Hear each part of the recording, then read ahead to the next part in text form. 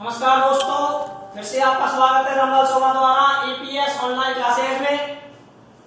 पिछली वीडियो में आपने आनुवंशिकी से संबंधित शब्दावली को कंप्लीट किया था और हम पहुंच गए थे प्रयोगों पर और नियमों पर।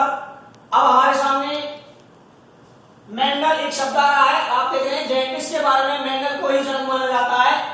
मेंडल द्वारा उद्यान मटर, मेंडल ने क्या किया, अपने प्रयोग में उद्यान मटर को लिया। उद्यान मटर का जो वैज्ञानिक नाम है वो है पाइसम सैटाइवम। पाइसम सैटाइवम। ये आपका कई बार पूछ लेता है, कई क्वेश्चन कौन सा मटर लिया गया। एक और मटर होता है जंगली मटर, वो नहीं लिया। उसने अपने प्रयोग में उद्यान मटर का चयन किया। उसने उद्यान मटर का ही चयन क्यों किया, तो हमारा टॉपिक है मेंडल द्वारा उद्यान मटर के चयन का कारण। क्यों किया? सबसे पहली बात, इसे सरलता से उद्यान या गमले में उगाया जा सकता है। बहुत सरल रूप से आप इसे उद्यान में या गमले में छोटी सी जगह में ही उगा सकते हैं। इसका जीवन काल बहुत अल्प होता है, अर्थात कहने का मतलब यह है इसकी एक वर्ष में आप कई पीढ़ियों, कम से कम 3 से 4 पीढ़ियों का अध्ययन आसानी से कर सकते हैं। कितने वर्ष में? एक वर्ष में।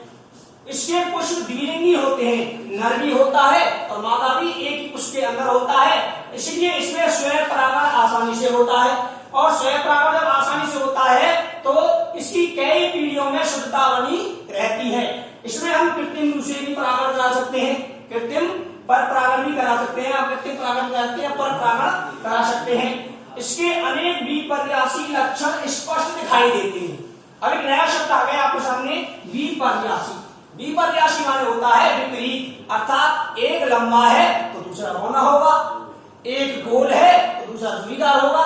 ये आपस में क्या है? विपर्यासी लक्षण है। अर्थात अनेक विपर्यासी लक्षण मटर के पादप में स्पष्ट दिखाई देते हैं। अब मेंडल का जो प्रयोग है वो सफल हो गया।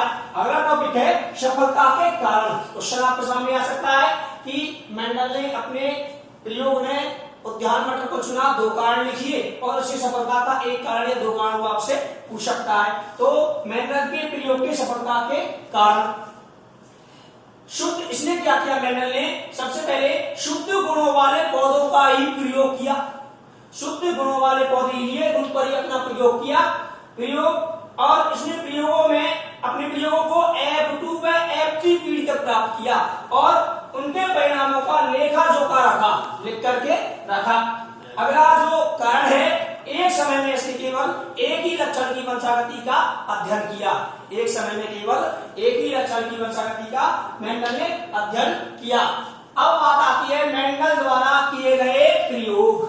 मेंडल द्वारा किए गए प्रयोग, इसने 2 प्रयोग किए थे। साहब कितने प्रयोग किए थे? 2 प्रयोग। पहला प्रयोग है एकल संकर संकरण प्रयोग, दूसरा प्रयोग है द्विसंकर संकरण प्रयोग, अर्थात monohybrid cross, dihybrid cross.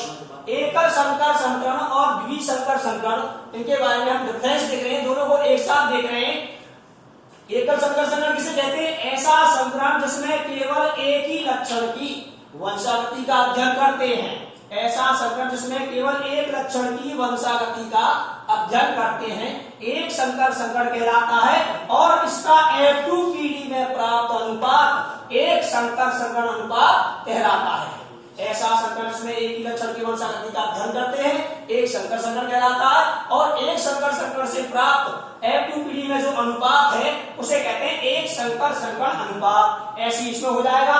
एक ऐसा संकरण जिसमें 2 लक्षणों की वंशागति का अध्ययन करते हैं द्विसंकर संकरण कहलाता है और इसका F2 पीढ़ी में प्राप्त अनुपात द्विसंकर संकरण अनुपात कहलाता है। मेंडल ने किसी एक संकर संकरण प्रयोग के आधार पर 2 अनुपात प्राप्त किए। कितने अनुपात प्राप्त किए? 2 अनुपात प्राप्त किए। पहला अनुपात है जीन प्रारूप या जीनोटाइप, जिसे 1:2:1, इसे हम बाद में अभी सिद्ध करेंगे। और दूसरा अनुपात है लक्षण प्रारूप अर्थात जीनोटाइप, 3:1। ये तो है एकल संकर संकरण से प्राप्त 2 अनुपात।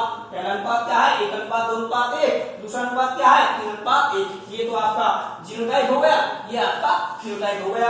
अगले हैं द्विसंकर संकरण से मेंडल ने 2 अनुपात प्राप्त किए, एक जीनोटाइप एक फिनोटाइप। जीनोटाइप आप जानते हैं जीन प्रारूप को कहते हैं। ये प्राप्त हुआ 122, 412, 121 लेकर के आप बीच में अनुपात दे दीजिए, अनुपात की बिंदियां लगा दीजिए।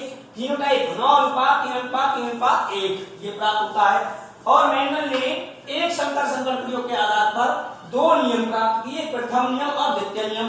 प्रथम नियम होता है प्रभाविता का नियम, law of dominance, law of dominance. दूसरा नियम है पृथक्करण या विसंयोजन का नियम, पृथक्करण या विसंयोजन का नियम। विसंयोजन के नियम को हम युग्मों को विशुद्धता का नियम भी कहते हैं।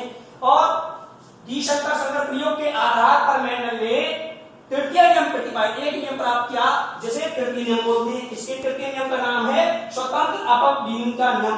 अपव्यूह माने होता है बिखरना। क्या होता है? बिखरना। जैसे मोतियों की माला टूट जाती है, वो बिखर जाती है, ऐसी वही अर्थ यहाँ पर अपव्यूह माने क्या होता है? बिखरना। तो ये आपके प्रयोग है। अब रह गए इनके एग्जाम्पल। इनके एग्जाम्पलों को, इन नियमों को, इन अनुपातों को मैंडल ने चेकरबोर्ड द्वारा समझाया। तो इनके जो एग्जाम्पल है वो हम नेक्स्ट वीडियो में देखेंगे। अभी आप इसको आराम से पढ़ के समझ करके नोट करें। अगर आपको समझ में आए तो आप वीडियो को लाइक करें, शेयर करें, कमेंट